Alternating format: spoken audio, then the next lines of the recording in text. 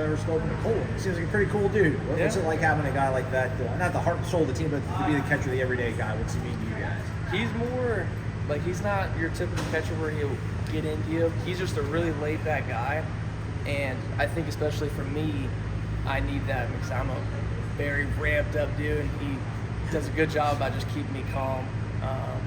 I think he's good. He does a tremendous job back there blocking the ball, framing pitches, getting pitches for you, and just keeping you in the game, and especially with the bat. He's absolutely raking this year, and couldn't be happier for him. How wild is it watching him right now just hit lasers?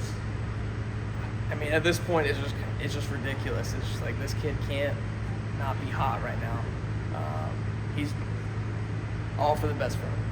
What was your reaction when you saw him hitting left-handed for the first time? Like, was that kind of a surprise, or what was your reaction?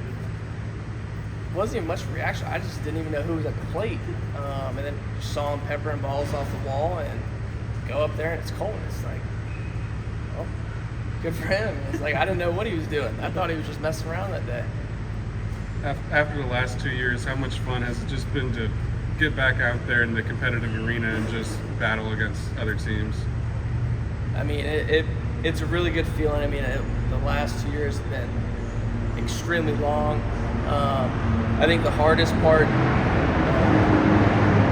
going through it is going from knowing that I'm not okay and going out there day in, day out, keeping with it, and then now especially knowing on days I'm not going to feel 100%, I got to still go out there and compete with what I have that day. If I don't feel that good, I still got to go out there and get outs. What's the process of maybe trusting your arm, like after such a long recovery? Just sticking with it, and I mean, it's easier said than done. I kind of think one day or an outing, whatever it may be, it just clicks. That one day where it's like, I'm fine. I think you just got to go through it and stick through it, all the hardships and everything, and just keep going. There's no really short, quick way. At least for me, it wasn't. When you went down a couple years ago, you were still kind of making that transition to being a pitcher only. So when you're out and you're trying to go through rehab and you're also trying to learn kind of the intricacies of pitching, I guess, just how hard was that in developing on the mound while also trying to get back from injury? I mean, it was really hard. I think for me, I mean, I just needed reps. I haven't done it that much. I mean, I did for maybe 6 innings in high school, and then that fall I was throwing, and then I got hurt. I think a lot of it was just watching guys like Parker, Tyler Ahern, Hunter Purdue, and guys like that, just seeing what works for them, trying to nitpicking from different guys and just trying to learn and just work at it from that. I mean, it was mostly just messing around the mound. I mean, obviously I couldn't throw, but I was just watching like nothing else, just to try to learn as much as I could. Just from being out here the last 2 years and watching you go through it, it just seems like you're very routine oriented. I guess just how important was sticking to your routine for you? I mean, it changes, but now I'm kind of dialed in on it. I was with Stoney for a while, and it got very long, and it's mostly now just been kind of dialing it back and understanding I don't need to spend an hour and a half in the training room before, spend an hour out there warming up, and then pick up a baseball. But it's shortened up a lot, and I like where my routine is at, and I stick with it. I mean, you have to. I mean, you need something to rely on, whatever you're not doing good, just to fall back on, just to keep you going through it.